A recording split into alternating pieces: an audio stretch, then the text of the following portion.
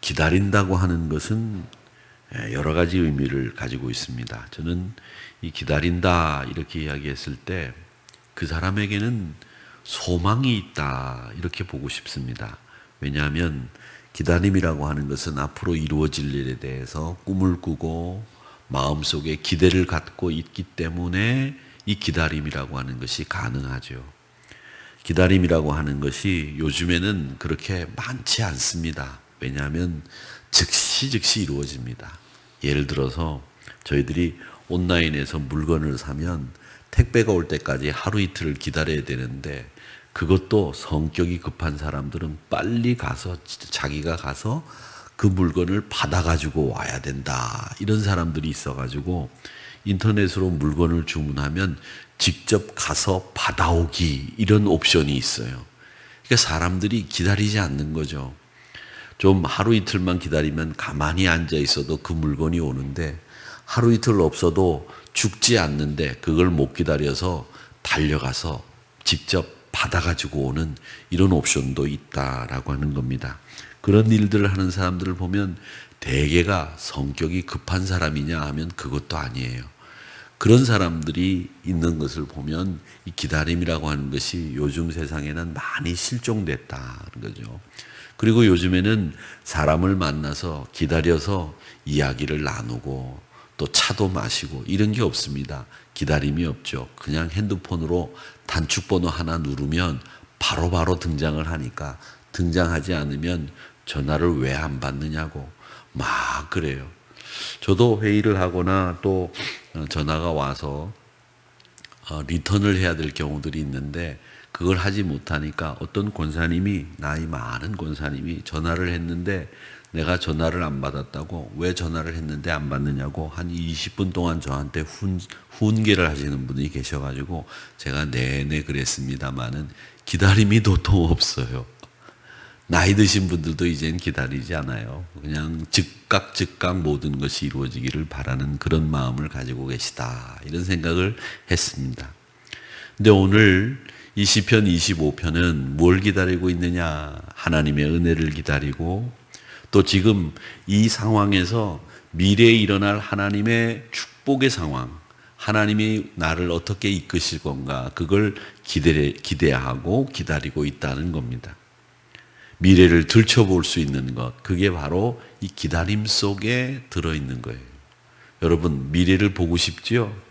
그래서 예수 안 믿는 사람들은 운세를 봅니다. 연초에는 뭘 보느냐 하면 연초에 가가지고 자기들이 이런 거 저런 거 뭐가 있는지를 보려고 토정비결이라고 하는 걸 봐요. 토정비결. 그게 무슨 비결이 있는지 모르겠지만, 제가 늘 말씀드리지만 이 토정비결을 보는 사람들, 사주 보는 사람들, 관상 보는 사람들 보면 아주 초라하기가 그지가 없죠. 그리고 얇은 의자에 앉아가지고 호롱불 같은 카바이트 불빛 다 켜놓고 거기다 책 몇 권 펴놓고 지나가는 사람들한테 사주 관상 보고 가라고. 그러면 늘 여기까지 올라오는 말이 있죠. 사주 관상 당신이나 좀 보시고 거기서 좀 벗어났으면 좋겠다, 이런 얘기를 하고 싶을 때가 있어요.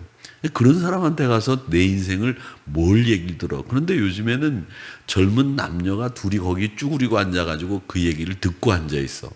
참 저렇게 어떻게 할 수 없을는지 모르겠지만 자기 미래를 내다보고 들춰보고 싶은 마음에 그런 사람들에게까지 쫓아가는 게 사람들 마음이에요.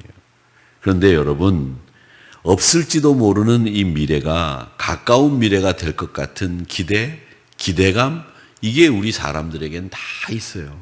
여러분들도 그런 기대를 하죠. 우리 애들이 커서 이런 사람이 됐으면 좋겠고, 우리 가정은 이런 가정이 됐으면 좋겠고, 앞으로 내가 나이 더 먹어 이런 성도가 됐으면 좋겠다, 이런 마음들을 다 가지고 계실 겁니다.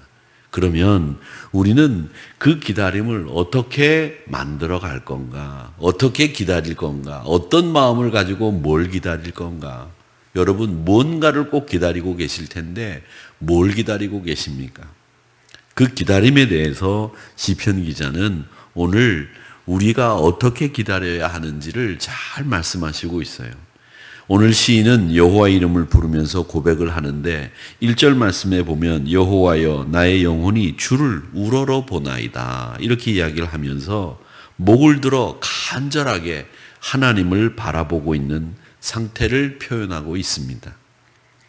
응답의 주도권이 하나님 앞에 있기 때문에 하나님을 잘 알고 있기 때문에 내 기도를 내 미래를 책임지시는 분이 하나님이라고 하는 것을 잘 알고 있기 때문에 위를 바라보고 있습니다. 그러면서 하나님을 향해서 신뢰를 고백합니다. 내가 주께 의지하여 싸우니 2절 말씀이 그겁니다. 하나님을 의지하여 싸우니 나를 부끄럽게 하지 마시고 내 원수들이 나를 이겨 개가를 부르지 못하도록 하나님 만들어 주세요. 이렇게 기도하고 있습니다. 그러니까 현재 까닭 없이 속이고 나를 미워하는 원수들이 있는데 그 원수들로부터 고난과 곤경 당하고 있는 거 멈추게 해달라고 기도하고 있는 겁니다. 의지할 분 하나님 한 분밖에 없습니다. 외롭고 괴롭습니다. 그러나 나로 수치를 당하지 않게 하시고 그 원수들이 수치를 당하게 해달라고 그렇게 기도하고 있습니다. 왜냐하면 내가 하나님을 의지하는데 내가 수치를 당하는 것은 하나님이 곧 수치를 당하는 것과 같기 때문에 내가 하나님을 절대 의지하고 있기 때문에 하나님의 영광을 위해서라도 저를 수치당하지 않게 해 주십시오. 그렇게 이야기를 하면서 구체적으로 나를 구원하소서, 나를 보호하소서 얘기합니다. 4절에 여호와여 주의 도를 내게 보이시고 주의 길을 내게 가르치소서. 여러분 이 말씀이 잘 들으셔야 됩니다. 왜 잘 들어야 되느냐?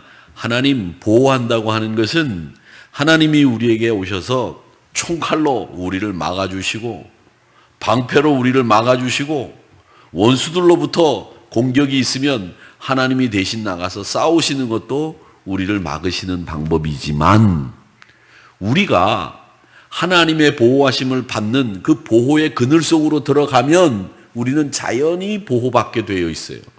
여러분 그렇지 않습니까? 영화 같은 데 보면 망명자들이 막 뛰어가가지고 미국 대사관 안으로 끝까지 들어가려고 해서 결국 미국 대사관 안으로 들어가죠. 그러면 그 대사관 안은 안전합니다. 누구도 데려갈 수 없고 누구도 그 사람을 감금할 수 없고 억압할 수 없는 그런 장소가 대사관이에요. 그건 치유의 법권인 장소니까 그곳으로 들어가려고 담을 뛰어넘는 망명자들, 북한 주민들 우리 영상에서나 신문에서 많이 보시지 않았습니까? 그거와 똑같은 말이에요. 하나님, 내가 하나님의 보호 아래 들어가기를 원합니다. 그 하나님의 보호 아래 들어가기 위해서는 어떻게 해야 되느냐? 주의 도를 내게 보이시고 나로 주의 길을 가르치셔서 내가 주의 도를 행하고 주의 길을 지켜 나가며 살 때 그것이 대사관 안에 들어가는 것처럼 하나님의 보호의 그늘 안에 들어가는 거다. 이 얘기를 하시고 있는 거예요. 사랑하는 성도 여러분, 우리 하나님이 여러분을 막아주십니다. 보호하십니다. 그러나 정말 중요한 것은 뭐냐면 여러분이 하나님의 보호의 영역 안에 그 보호의 장소 안에 들어가는 거예요. 그 들어가는 게 뭐냐? 주의 길을 지키고 주의 도를 붙잡고 나가는 것. 그것이 주의 보호 아래 들어가는 것이다 라고 하는 것을 꼭 여러분 기억하시기를 바랍니다.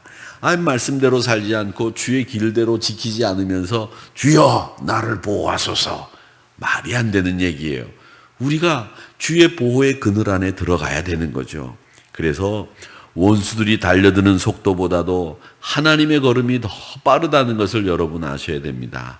여러분 다급한 순간에도 한순간도 멈추지 않고 즉시 하나님은 우리를 구원하신다는 거죠.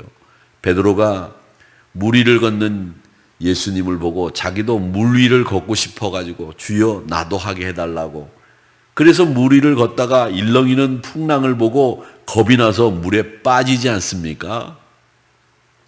그 물에 빠졌을 때 주님이 빠져가지고 우리네 표현대로 얘기하면 사람이 들어갔다 나왔다, 들어갔다 나왔다, 들어갔다 나왔다, 이 세 번째 해가지고 들어가면 못 나온대요. 그러니까 예수님이 가만 보고 있다가 들어갔다 나갔다, 들어갔다 나갔다, 그렇게 할 때까지 보고 계시다가 이번에 들어가면 못 나오니까 이번에 구원해 주자, 베드로 손잡아가지고 구원해 주셨느냐? 아니에요. 성경에 보면 즉시 손을 내밀어 베드로를 구원하셨다 그랬어요. 우리가 물 먹고 기진맥진 해가지고 탈진할 때까지 기다린 게 아니라 빠지자마자 우리 주님은 바로 손을 내밀어서 구원해 주셨다는 겁니다. 그러니까 우리 하나님은, 우리 주님은 늘 우리에게 최고로 빠른 시간에 우리를 구원해 주시고 지켜주시는 분이다. 그런데 우리 입장에서는 그게 굉장히 더디 오는 것처럼 생각 들어요. 그게 늦은 것처럼 생각이 든단 말이죠. 그러나 우리의 시간과 하나님의 시간이 달라요. 우리의 시간과 하나님이 느끼는 시간은 다른데, 하나님은 적절하게 우리에게 필요한 것을 주시고 적절한 타이밍에 우리를 들어 올려 주신다. 그게 필요하면 즉시가 될 것이고, 그것이 필요하면 우리가 사자의 입에 막 잡혀 먹기 전에 우리를 극적으로 구원해 주시는 분이 우리 하나님이시다라는 것을 우리는 알아야 됩니다. 저는 어릴 때 제가 좋아하던 목사님이 늘 하시던 말씀이 예화가 기억이 납니다. 하나님의 타이밍하고 하나님의 생각하고 우리의 생각이 달라. 어떻게 다른 줄 아십니까? 그러면서 말씀하시던 그 예화가 생각나는데, 우리 눈에는 번쩍거려요. 번쩍거려요. 그래서 이 번쩍거리는 것이 있으면, 야, 저거 참 내가 가지고 놀면 좋겠다. 저게 번쩍거리니까 진짜 나에겐 필요한 것 같다. 저걸 가지고 차고 다니면 멋있겠지? 근데 그게 칼이에요. 그런데 그 번쩍거리는 걸 보고 차고 다니면 좋겠다, 저걸 내가 가졌으면 좋겠다 생각하는 그 사람은 누구냐? 어린아이. 그러니까 어른은 그 어린아이에게 번쩍거리고 잘 드는 칼을 맡기지 않는다는 거죠. 그거와 똑같은 게 하나님과 우리와의 사이라는 거죠. 우리는 번쩍거리고 그게 우리에게 필요한 것 같고 요긴한 것 같아서 하나님 앞에 달라고 하지만 하나님이 안 주신다는 거죠. 왜? 우리가 어린아이기 때문에, 그게 필요하지 않기 때문이죠. 또 그게 위험하기 때문이죠. 그렇게 우리의 생각과 하나님의 생각이 다른데, 우리는 자꾸 하나님 앞에 번쩍거리는 그 칼을 달라고 요구하고 기도한다는 겁니다. 여러분, 하나님의 생각과 우리의 생각이 다릅니다. 주의 일하심을 보여달라고 자꾸 떼쓰지 마시고, 지금 일하고 계시는 하나님한테 가서 주의 일하심을 보여달라고, 주님 내 기도를 들어주시라고 이렇게 기도하는 것은 맞지 않는다는 겁니다. 그러니까 더디 오실지라도 모든 구원은 주님의 때에, 주님의 마음에, 주님의 뜻에 따라 한순간에 결정되는 겁니다. 여러분, 그렇기 때문에 더디 오실지라도 이 기다림과 기대 속에서 하나님만 의지하는 이 시인과 같은 여러분들이 되시기를 주님의 이름으로 축원합니다. 그 의지함이 변함이 없어야 됩니다. 오늘 여기 말씀 2절에 내가 주께 의지하여 싸우니, 이 말씀이 여러분, 이 기다림과 기대 속에 여러분이 가지고 있어야 될 신앙의 태도, 그 신앙의 태도라고 하는 것을 잊지 마시기를 바랍니다. 저도 그렇고 여러분도 그렇고 주만 의지하여 싸우니, 이렇게 이야기하면서 하나님 앞에 서야 됩니다. 하나님, 주만 의지하여 여기까지 왔습니다. 이런 고백이 있어야 됩니다. 자, 그 다음에 시편 기자는 이렇게 이야기합니다. 내가 길을 잃었을지라도 여호와는 선하시고 정직하신 분이에요. 그 방법대로, 여호와가 가지고 계신 그 방법대로 우리들을 교훈하시고 말씀을 선포하시는 분입니다. 그 선함과 올곧음이 죄인들을 교훈하는 방법입니다. 또 여호와는 온유한 자를 정의로 지도하시고 온유한 자에게 길을 가르칠 것이라고 말씀하시고 있는데, 9절 보세요. 9절에 보니까 온유한 자를 정의로 지도하시며 온유한 자에게 그의 도를 가르치시리로다. 여러분, 온유하셔야 됩니다. 우리 한국 분들은 온유하지 못해요. 온유한 것 같으시지요? 아니에요. 온유하지 못해요. 우리 한국 분들은 대개가 성격이 급하세요. 그래서 그 분을 못 참아가지고 터뜨렸다가 다 후회하고 계신 분들이 다 여기 앉아 계신 거예요. 그러니까 우리 여러분, 한 번만 더 참고 한 번만 더 입 다물고 있으면 후회할 일이 10번은 줄어요. 그런데 한 번을 참지 못해서 후회할 일이 10번이 생기는 거예요. 우리 다 그렇지 않습니까? 심성은 고와요. 그런데 성격이 급해. 그래서 생각나는 대로 말하고 그 상황에서 안 해도 되는 말을 해가지고 일을 그르쳐요. 이게 우리 한국 분들이 자주 하는 실수입니다. 근데 성경은 온유한 자가 하나님의 지도를 받고 온유한 자에게 하나님이 공의로움과 정의로움을 통해서 우리를 지도해 주신다고 말씀하시고 있습니다. 여러분, 그러기에 하나님의 지도를 받으려면, 하나님의 가르침을 받으려면 온유해야 돼요. 온유하다는 말은 비겁하라는 말이 아니고, 온유하라는 말은 비겁하고 굴복하라는 말이 아니고, 온유한다는 말은 강한데 내가 사람을 대하는 태도가 부드럽다는 거죠. 모세가 어떤 사람입니까? 모세가 굉장히 성격이 급한 사람이라 자기 동족을 괴롭히는 이집트 사람을 돌로 쳐서 죽이고 모래 속에 숨기는 사람이었어요. 사람까지도 서슴없이 죽이는 사람이었는데 그가 나중에는 온유가 이 세상에서 어떤 사람보다 승하였다, 이렇게 성경은 표현하고 있지 않습니까? 그러니까 우리 믿음의 사람들은 온유해야 되는데, 오늘 시인은 여호와의 모든 길에는 인자와 진리가 있다고 말씀하시고 있습니다. 10절 말씀을 보세요. 10절 말씀에 보면 여호와의 모든 길은 그의 언약과 증거를 지키는 자에게 인자와 진리가 있다, 그렇게 말씀을 하시고 있습니다. 여호와가 우리에게 가라고 말씀하시는 그 길에는 언약을 지키는 그 길을 가는 사람들에게는 인자와 진리가 있다, 이렇게 이야기를 하고 있다는 겁니다. 인자라고 하는 말은 우리가 많이 쓰는 말이죠. 헤세드라고 하는 말입니다. 헤세드. 그리고 진리라고 하는 말은 에메트라고 하는 말인데, 하나님의 성품을 딱 압축하면 뭐냐? 인자와 진리예요. 시편 25편 10절 말씀에 인자와 진리라고 하는 이 말씀은 하나님의 성품을 얘기하는 말씀이라, 이렇게 이해를 하시고 보면 됩니다. 하나님의 성품이 뭐라고요? 인자와 진리다. 나중에 누가 야, 네가 믿는 하나님 성격이 어떤 분이시냐?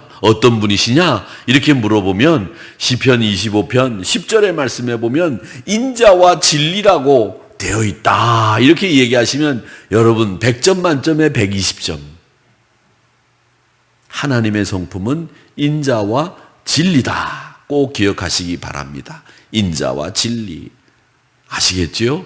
오늘 잊지 마시고 하나님의 성품이 뭐냐 물으시면 인자와 진리라고 꼭 이야기를 하시기 바랍니다. 이렇게 시인은 하나님의 이름을 부르면서 간청하는데 11절 말씀에 그 간청이 나옵니다. 여호와여, 나의 죄악이 큽니다. 주의 이름으로 말미암아 사하소서.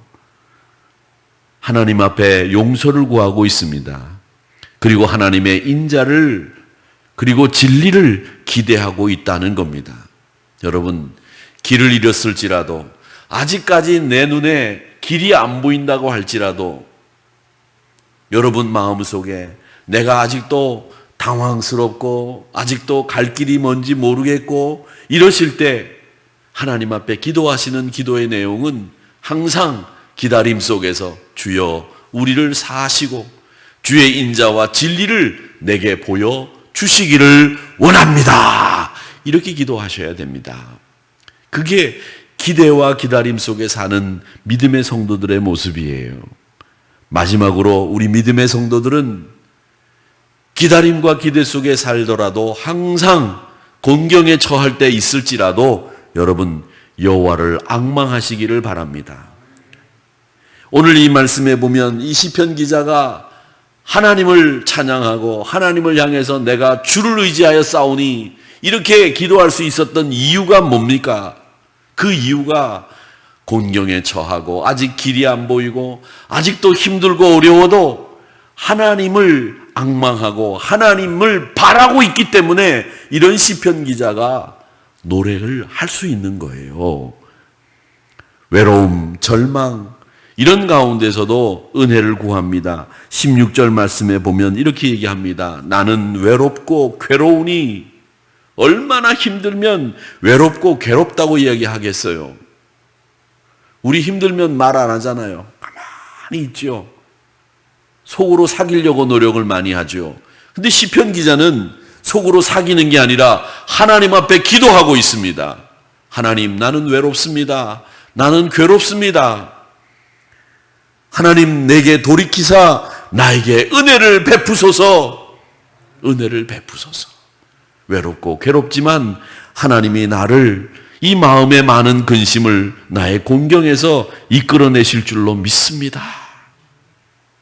17절 말씀에 보면 내 마음에 근심이 많사오니 나를 고난에서 끌어내소서. 주여, 이 아픈 거, 이 상한 거 이제 다 끝내게 하시고 저희를 구출해 주시옵소서. 20절 말씀에 내려가 보면 그렇게 구출해 달라고 구원해 달라고 노래합니다. 내 영혼을 지켜 나를 구원하소서. 내가 죽게 피하오니 수치를 당하지 않게 하소서. 이렇게 기도하는 시편 기자의 이 간절한 탄원을 한번 들어보세요. 이 간절한 탄원이 어떻게 가능하느냐? 여호와를 앙망하기 때문에 가능하다는 거죠. 여러분, 곤경에 처할지라도 하나님 한 분만 바라세요. 하나님 한 분만 의지하시기를 축원합니다. 그게 오늘 시편 기자가 우리에게 주는 교훈입니다. 사방으로 우겨쌈을 당하여도 시인은 오직 하나님만 나의 피난처요 나의 요새이시요 나의 구원할 바위이시라고 고백하지 않습니까? 사랑하는 성도 여러분, 금방이라도 부스러질 것 같은 자신을 바라보지만 주님이 그 손끝에서 우리를 구원해 주시고 그 손끝에서 우리를 인도해 주신다고, 우리를 고쳐주신다고 약속하시는 이 말씀을 기대하면서 오늘도 그 기다림 속에 여러분의 믿음을 완성해 나가시는 하누리 성도님들이 되시기를 주님의 이름으로 축원합니다. 축원합니다. 우리 하나님 참 좋으신 분이세요.